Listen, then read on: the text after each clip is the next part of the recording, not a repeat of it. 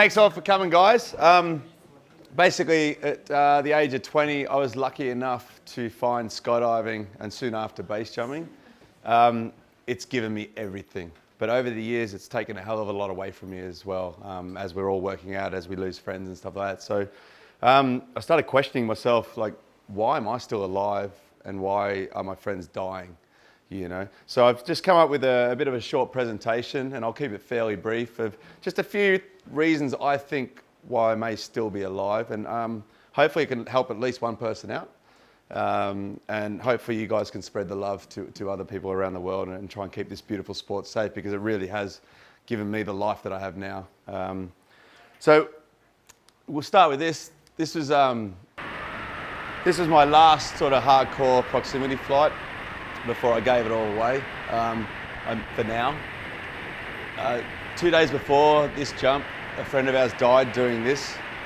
And this was the 5th jump of the day where I got to fly this line. And I realised that was a bit of a triumph for me.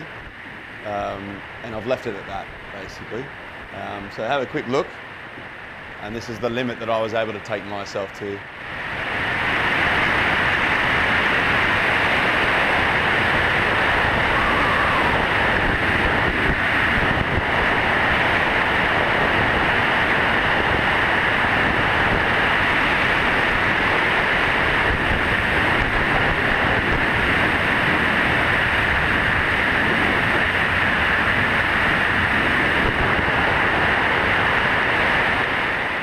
So we're just going to go over a few topics, and I'm going to start with the most important one, luck. How lucky are you? How lucky am I? Most of the time we don't actually know how lucky we are. But these days I rarely use luck, actually. I use my skill and my knowledge to get me through stuff. But back in the day, we definitely used a bit of luck. So have a think about you guys when you're jumping off stuff, and when you're pushing yourself. It's not just being lucky that you see, most of it's actually the luck you can't see. So I've been really lucky now that I can actually look back on all the times I was lucky but had no idea.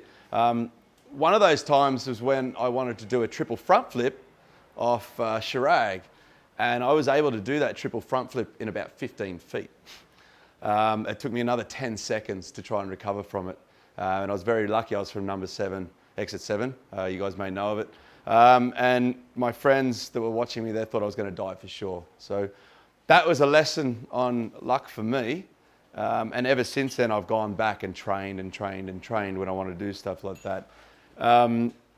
Another lesson on luck for me was a place called Bungonia, where we had no idea about the dangers of this cliff itself, or any cliffs at that point. It was actually cool to be opening close to the wall, to be not wearing pads or helmets and things like that. And it wasn't until years later when I realised how lucky we were on this jump. This will give you a bit of an idea of imagine. So at the time, this is 1998, I think. We'd just come off a friend's cliff strike, another friend's death. I just started to wear helmets and knee pads, but they were still not cool yet. So imagine if at that point in time in my life, in 1998, which is 16 years ago, had I have had a 180 and died. Fuck. 16 years of all the fun I've just had would be gone. So for me, now, being able to look back on things like that, I really look at things like luck, and I try never to ever use it. I know it's cliche, but you start with an empty jar of skill and a full jar of luck. And it really is important to build up that jar of skill and keep that jar of luck as full as you can, because we're all human beings and we do need luck, me included. And when you step outside and break the rules, you will need your jar of luck or you will get burnt. It's a very harsh sport, we all know it. And I think this is one of the main reasons I've been able to stay alive, in especially the last 15 years, was just by acknowledging the fact that when luck is needed and luck should be earned, So it's really, really important. The second most important thing is safety, okay? The world of big balls is gone, okay? The guys before us did all the big ball stuff. We were lucky enough to get a small amount of big balls left in us. And now all you guys are pussies, okay? So it really comes down now to safety and things like this, you know. We don't need to reinvent the wheel. It's very, very simple, hey? We've just be safe, you know. Every time we step out of our house, we have the chance of getting hurt or killed. It's not just for base jumping, it's for everything. But when you start doing dangerous things like we're doing, and it is dangerous, it's very, very important to be safe. We're lucky now, the gear's so good, the knowledge is out there. All this stuff's already done for us by the old boys before us, you know. So make sure that every time, not only do you step up a cliff, but every time you walk out your door, just try and be safe and do things safely. And by being safe, you'll have way more fun and have way more fun for longer with all your mates. So I'm always encouraging my guys to be as safe as they can. We're already doing something stupid, so let's be smart about it. Something that I have learned to pride myself on now is fear. I'm very, very, very scared person, even though it doesn't come across sometimes. You know, I'm scared of horses, the dark. I'm scared of public speaking. That's why I'm doing this. You know, and I'm very, very scared of jumping. And I'm especially scared now because I've seen all the carnage over the years. Ignorance is bliss, okay? So when you're going for it and you're living the dream and you're 20 years old and you're fuck yeah, that's awesome, you know? But stay scared. Every time you step up to that edge, the only person in control of your life is you. And it's important to stay scared the whole time to make things, keep things real, you know? I try and personally do all types of base jumping. I'm not a wingsuit flyer. I'm not an aerialist. I'm not an accuracy guy. I try and be good at everything, but not necessarily the best at everything. But I try and mix it up so that I don't get complacent. It's important to be scared. It's important to focus, you know. And I find that, you know, I'm teaching my guys now and I get them to the edge and I'm like, you just have to focus for 30 seconds of your life. But when you do that focusing for 30 seconds, focus 100%. And be fearful of what could happen if it goes wrong, okay? You know, you really need to get into the zone every single time. You need to be able to slow time down, and you can only do that if you stay scared, okay?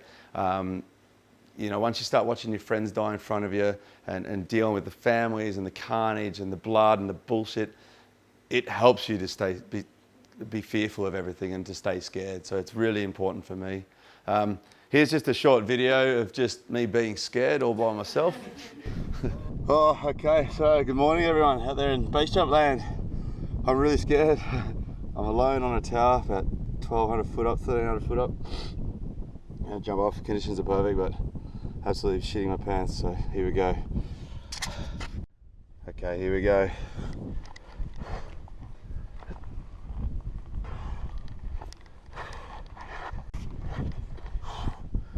Whew. Haven't done this in a while. Okay, here it goes. Ready, steady, get it.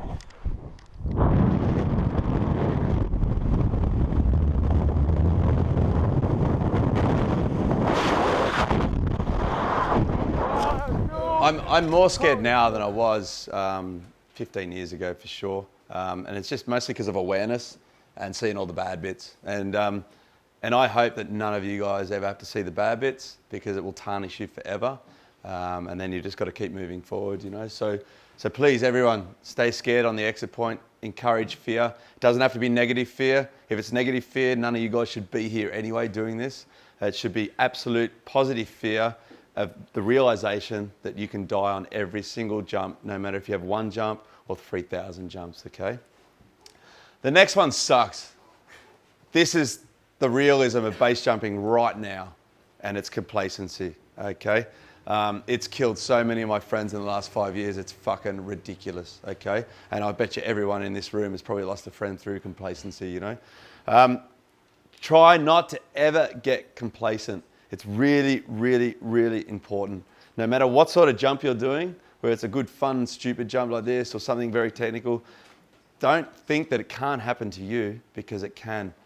You don't have to be doing anything crazy either. You just, you know, you could just one slip, one trip, one tiny thing, one slip of the pilot chute, you know, any of these little things can really, really get you. And I find that complacency is a really interesting subject, because we start running in bubbles. We've all got our groups that we jump in, okay? I don't have those groups anymore. All my friends are dead. Every one of them that I ran with is gone except for Wildman, and he's a pussy.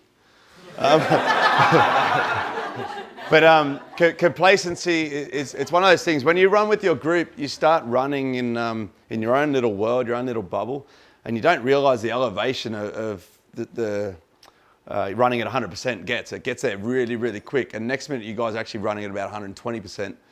And it's not until the bubble bursts, which is generally with someone dying, that complacency bubble kicks in. And then we reset, and then we start again. But slowly, it may take a year or two, we'll hit to that point of being complacent again, and then the next bubble bursts, you know. And I've been in that bubble quite a few times, you know. And now I see everything from outside the bubble, and I can generally pick the people that are going to die each year for the most part, and it sucks, you know. So no matter what the jump, no matter who the person, no matter what your gear is, just never, ever, ever be complacent. And here's just a little clip of me being complacent, getting someone to PCA me that I didn't know. And he actually drops me. You'll see him just drop me. So not a big deal. It was a bridge and that, but it could have been a big deal. I could have died. You know, something ever so simple of me being a douchebag, hijacking a plane, having a bit of fun, you know. We're already doing something dumb. Okay, so try and be smart about it and try and never get complacent about it, okay?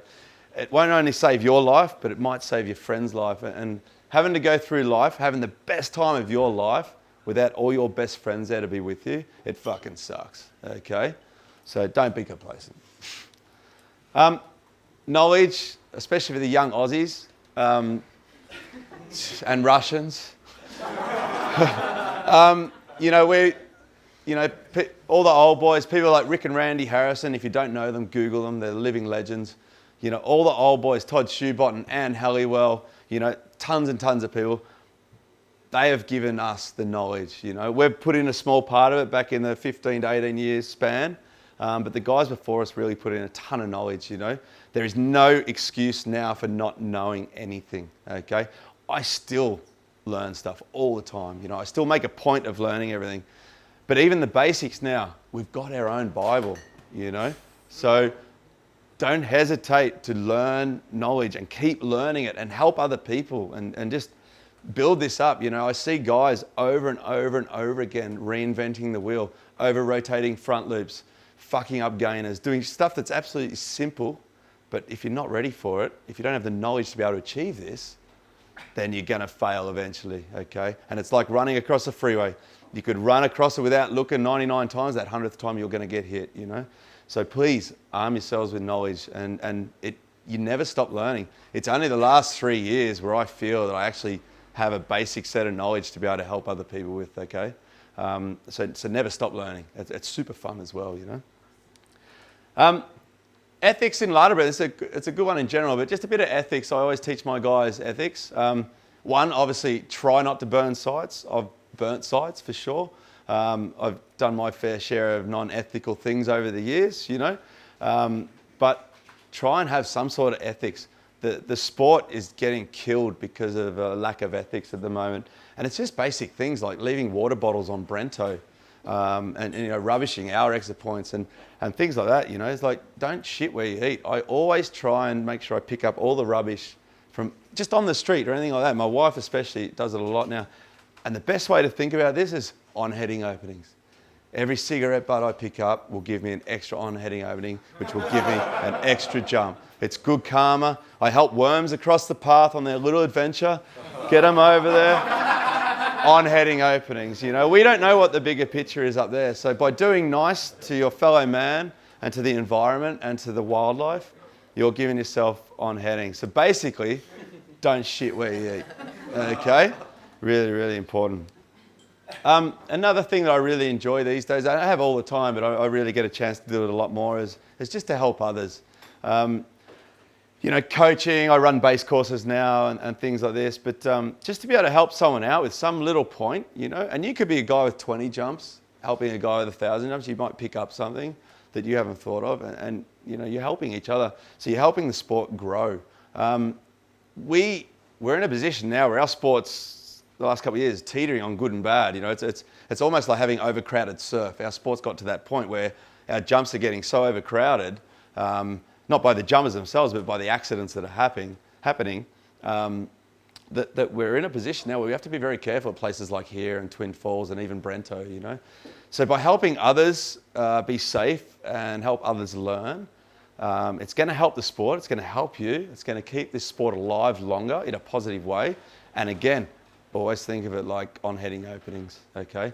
Every time I do something cool, I just figure I've got another on-heading opening, I'm going to live a bit longer, you know? Now we're getting into the nitty-gritty. I've named these next few chapters Ego Part 1, 2 and 3. Ego is not necessarily a bad thing. It's just a confidence challenge. We have to be confident to do this. If we hesitate, we'll die. We've got to be confident. But confidence and arrogance is a very fine line, and we all have to learn that ourselves. But I was able to learn it quite a long time ago. And one of the major things with it is just know your limits, okay? It's really, really important to know your limits, okay? Now, it does look worse than it was, but it's still not that good. You know, knowing your limits means knowing your limits, not knowing someone else's limits. Just because Uli could just fly through that cave and be fucking awesome, and it was an awesome thing he did, doesn't mean that anyone else can. And a 2-minute YouTube video will not give you a chance to see the amount of preparation that he's done for that jump. And we don't know what he's done. People don't know what I do for some of my jumps, and I don't know what you guys do for some of your jumps, you know. But just because someone else can do it doesn't mean you can do it. It means you may be able to do it eventually if you do the right training, but it's really, really important to know your limits. And I use a good friend of mine for this, Jeb Corliss, you may have heard of him. You may like him, you may not. But, you know, he doesn't know his own limits sometimes, and he pushes it and pushes it and pushes it. He's the luckiest man on the fucking planet, as we all know. But again, it's his choice as well that he does that. But I just use him as an example because he's a high profile jumper. Behind the scenes, he's a great guy. He just comes across funny to some people. But it's really important to know your limits. If you think you can do a triple gainer, do a gainer. You know, save that one for later on, you know. And this is just a quick example.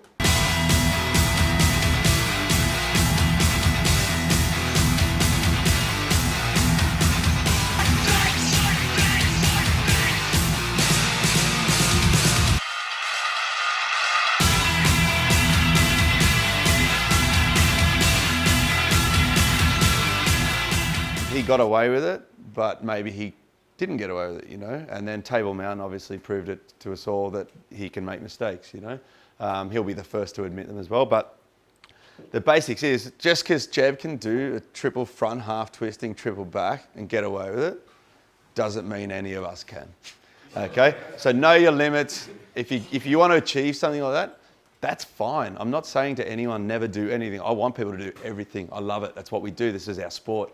But just make sure you train harder than you've ever trained before to achieve your goals, okay? And that way you can get rewarded by them and also keep doing them again the next day. This one sucks. This is a big thing for a lot of our friends that have passed away, especially for me. I call it Ego Part 2, and it's probably the hardest thing you can ever do as a base jumper, and that's to pull back and to know when to pull back. I've had to do it twice now, properly. The first time was in 2006 after my best friend Coombsy died. Also my mentor and best friend Slim died a couple of years before that. So I just want to show you this photo just to reiterate that my two best friends aren't here anymore. Because myself and Coombsy, we were pushing. We were starting proximity tracking. We were able to film it, and we were doing it and doing it and doing it. We knew it was dangerous, but we also were doing it well, so we kept it going. And then early 2006, Coombsy took what we learnt at Chirag, which was a really easy place to actually do it, and he took it to the troll wall, okay? And we'll never know what really happened, but I think he went as hardcore as he did here, straight to a new object, you know? So I kept going on for a little bit and kept tracking. And then I too put myself in a position that was super gnarly when we opened exit 4.5 for tracking. And anyone that's done that in a wingsuit knows it's pretty gnarly. And we went and tracked it. I couldn't pull for about 15 seconds. I took a calm breath, enjoyed the ride, not knowing how it would go. I made it through, had the best jump of my life, and then called it quits. And that was the last of my proximity tracking pretty much. The other time I stopped wingsuit proximity flying was after Brian, Ludo and Dan went in last year. That could have happened to any one of us, eh? That was not a special incident. That was no one being super crazy, super stupid. There was just a heap of little mistakes that became one big problem. And who hands up in the room here, who's ever gone, oh, fuck it?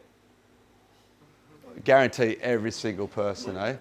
And that's all these guys did. They did nothing wrong as such, except for say, fuck it, you know? And 99% of the times it comes off okay. This time it didn't. So that was my time to pull back from wingsuit proximity flying.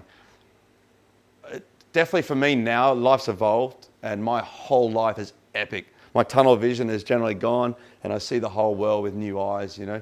And it's my friends that don't get the opportunity to see that world that makes me sad. So now I want to make sure I get to live a long and prosperous life, maybe not running so hard, but having a really good time, you know? And these days, I don't run at 100%. I don't even run at 70%. I run at 30 to 50% of what I'm capable of in every aspect of what I do, including aerobatics, tracking, and wingsuit flying, wingsuit proximity flying, because you need to spike sometimes. We are human beings, and we need to spike at 100%. And a good friend of ours, Alex Duncan, died last year because they were in that bubble where the normal, or the crazy, sorry, became normal.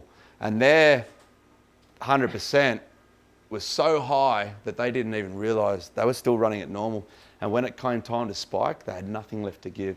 So for me personally now, I take a lot more time just to run nice and slow, run nice and easy, and build myself up to that 70%, but still have enough room for that 100%. Because as human beings, we make mistakes no matter who we are. In this sport, it's not like skateboarding. You fuck up on a skateboard, you're gonna maybe break your ankle, you know? And to be a hardcore motherfucker on a skateboard, you've got to be really, really good to get to that point. But with base jumping, we can just jump off anything. It's really, really easy. It's when shit hits the fan that you need to be able to spike at that 100% safely and walk away. And that's the big difference with our sport. So by giving yourself that chance and running lower than what you're capable of really helps you to stay alive. This is just a short video. It's just a video of a jump that I had never been to before. And I just wanted to reiterate the fact that I just had so much fun on this jump by staying high and watching the show than I did being a meter off the deck personally. And there's nothing wrong with that. But I just want to reiterate the fact that it's fun to stay above stuff. It's still cool. Once you open your blinkers and see the world in a different way, it's okay. And can I just say, there's nothing better than being a meter off the deck doing 200 kilometers an hour. There's nothing that beats that for me so far. That's the tricky one. But once you learn to stay back and enjoy the bigger picture of the show, you actually get even more reward out of it. And another example of that is like, I can do 5-6 gainers off an object, no worries at all, but it's a blur. Once I learned just to do one single one and just relax and enjoy the whole perspective of everything, I much prefer to do that now. But it was very difficult for me those 2 times to pull back that throttle and stay alive from it. But Coombsy died 9 years ago now, nearly 10 years, and he has missed the best fun of all time. And it's only been the last 5 years that all the old people that I talked to when I was young said, oh, it just gets better, mate. And I never believed fuck all. But it is true, you know, from 33 onwards, my life has just been incredible.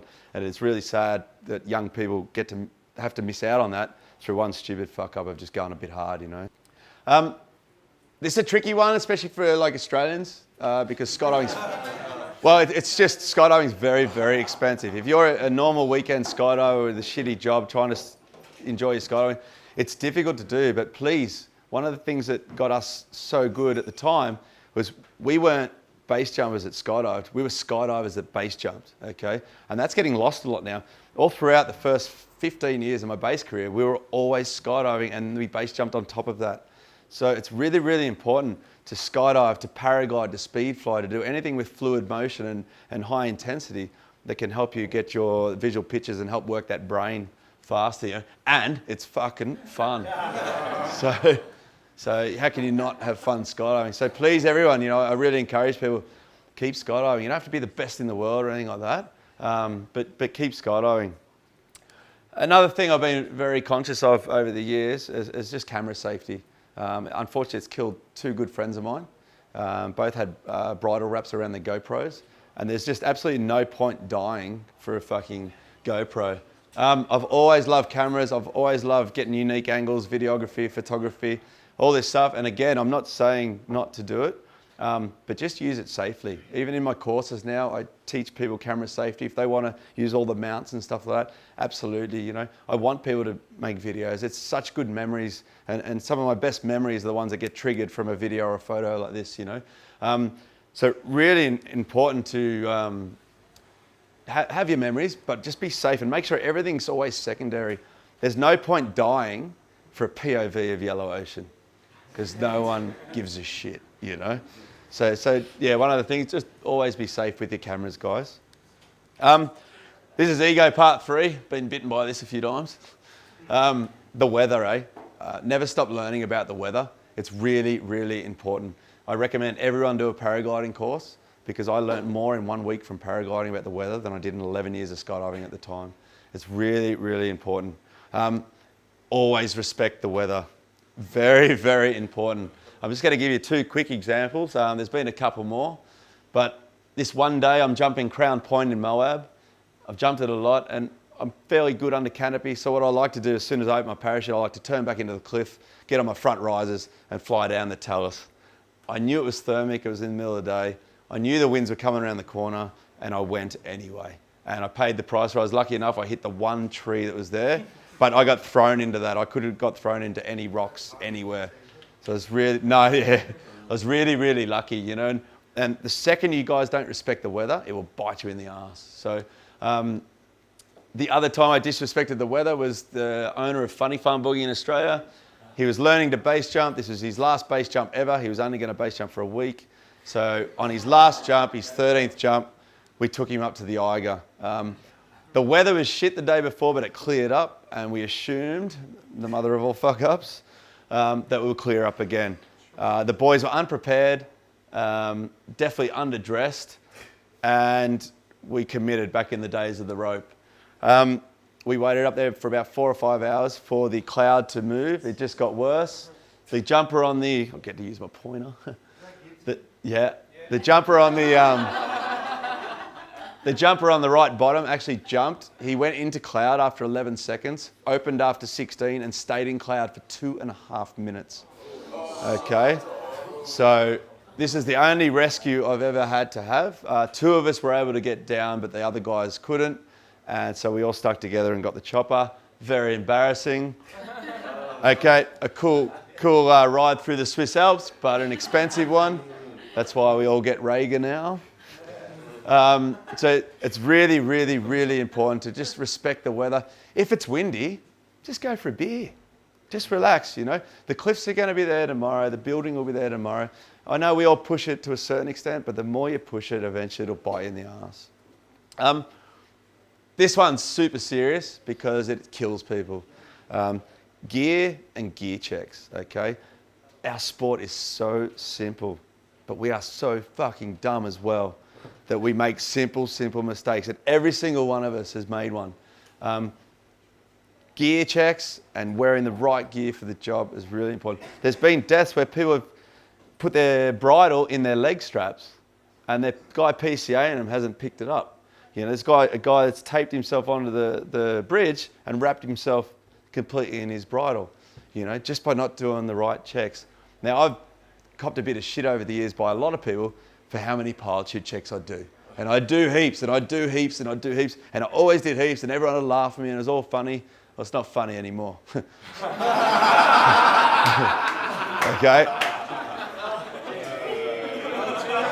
So, that's a real photo with a real friend, and he's still alive. God knows how, but he's still alive. The other guys on this jump, didn't pick it up either, you know, and he's a manufacturer of a wingsuit company. He's a major manufacturer. Between him and Jimmy, they didn't pick up. It's the only time Jimmy has never checked his pilot sheet. He's checked it 1,500 other times, but it just takes once, guys. And we had an Aussie legend as well, did the same thing, got on the edge, Did one check and said, I don't think I've connected my pilot chip. Checked it, wasn't connected, he's about to jump, okay? So really important to be very, very clear with your gear and with your gear chips. I always get myself into like a mode where I check everything military style, you know, and I do triple checks. And there's nothing wrong with doing triple checks because it might save this. And again, this sport is very unforgiving. You fuck up once, you die. It's very simple. And it sucks when people die, okay? This is something I was very lucky that I got to learn through 4-way and 8-way skydiving, okay? Every single jump we did 14 times a day when we were training, we have to visualize. And we have to visualize that jump so we can jump better. And I took that into my base jumping and I push it very, very hard on my students because, again, the thing with base jumping is very, very simple to do unless it goes wrong, okay? And you may get away with it going wrong once, but you may not. So it's really, really important to visualize. I still visualize now. And I was very, very grateful I visualized when 15 years later, I had my first off-heading slider down. And I had 2 of my girls on the last course had off-headings on their first week of jumping 180. So I was super glad when I saw them do the right thing after heaps of visualization and get away with it. So before I play the video, it's always important to jump to suit the jump. And a good example of this is KL Tower is not a wingsuit proximity jump, okay? And then Via Ferrata is not an aerobatics jump either, you know? So it's really important to suit the jump, and every single jump is different, and you need to work every jump to what you are able to deal with through visualization.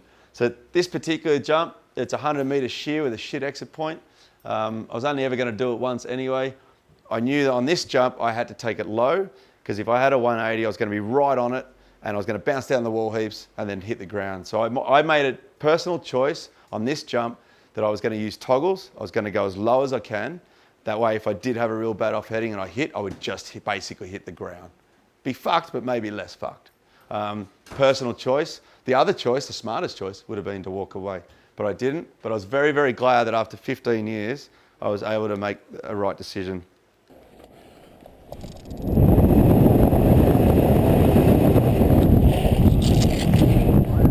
Fucking hell, that was close.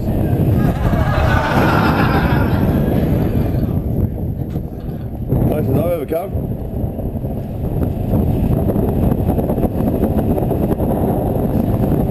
Woo. That was nasty.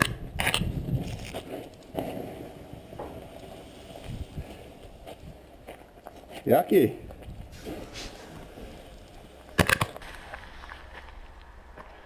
Well, that was my first 160. Thought I was going to hit then, and good reaction time. Pretty intense. That's the cliff. Woo. Shake it a little bit. All good though. Righto, bring it on. Oh well. Base jumper. It's not fucking table tennis. So I didn't know I was going to have a 180 or 160, 180 until 15 years later when I finally had one, you know. But you've got to prepare for every single jump from jump 1 onwards. And that's definitely one of the things that has kept me alive as being ready for anything. And I'm not saying I'm bulletproof. I could die on the next jump tomorrow. But you've just got to give yourself the best chance of surviving all the time. Okay? Really, really, really important. Another thing for me that I reckon definitely saved my life was Wingsuit Progression. And I know in this day and age we're in a position where we can learn like this, you know. People like myself and Dom and Craig and the older guys here, we learn like this. And we're still learning like this. We're really, really lucky. Going from handheld to stowed was a massive deal for us. And then it stayed like that until we got to Norway where we could track and then do a gainer or something like that. And it's really, really gone slow. And it's really gone slow with the wingsuiting for us as well. I started wingsuit base jumping in 2003. That's an S3 prototype. And as you can see, they've changed a bit now. I did about 40 or 50 wingsuit base jumps. Coombsy did a few as well. And I realized that if I kept doing this, I was going to die for sure. I was good enough, but the fear factor was becoming a negative fear factor. Being trapped inside all this fabric absolutely freaked me out. And so I stopped for 6 years. Okay. And I went back to the basics of tracking and became a fucking good tracker for my time. I went back to that. I embraced that. I embraced the freedom of that. I became the best at that. For me personally, not the best ever, but for me personally, I became as best as I could be. And then slowly I put wingsuits on again. And then in 2009, I put a bigger wingsuit on, with a V1 at the time, I think it was. And then slowly progressed from there. And it's only up until last year where I sort of started getting back into it again. And now I've regressed again even more. I'm still flying the top suits. I'm still enjoying them, but I'm taking it a lot more easy now. But it's really important for me, and it's really important to tell, especially young Aussies, that you don't have to rush because you're dead forever, dude. And I want to fly forever, you know? So by taking that 6-year break for me, it gave me hopefully another 20 years of doing it safely and way more fun because now I'm not critically scared on the edge. I can really sit there, enjoy my flying, enjoy everything around me. And, you know, things like flying through cable cars and filming your mates, and that's all come because I stayed away for 6 years, went back to my basics and started from scratch again. Really, really important. This one's hard for some people. It was hard for me for a while when I was younger, but the future, it's really important to save something for tomorrow, I think. I was lucky enough, we could have gone to Troll Wall and jumped the Troll Spire in 2003, and we waited until 2005. Couple of years extra, got our tracking skills up, and we kicked some ass. Me and Kuhn would be doing 45-second tracks, smashing it, and then I had to go to jail for it because I tracked so good and enjoyed that jump so much, you know. But you get a lot of guys going there with no experience, and they're humming down the wall. They're not making the most of the jump itself. So it's okay to not go to all the places straight away. I always save something for tomorrow, and my best example of that at the moment is Brabant. I've been to Brabant 7 times and never jumped it yet. Hopefully I'll get there this year. If not, I'll go there next year. I'm not in a big hurry. That cliff looks pretty solid. Don't think they're going to pull it down. When they first started jumping this, it was a shit show. It was an absolute circus with some of my best friends. And I called it early. I said, someone's going to die on this jump. And I didn't go and try and get the best footage at the time. And a good friend of mine died on this jump, and it was absolutely pointless. So, and they only went there because they were racing to become the next fucking whatever, who knows, you know.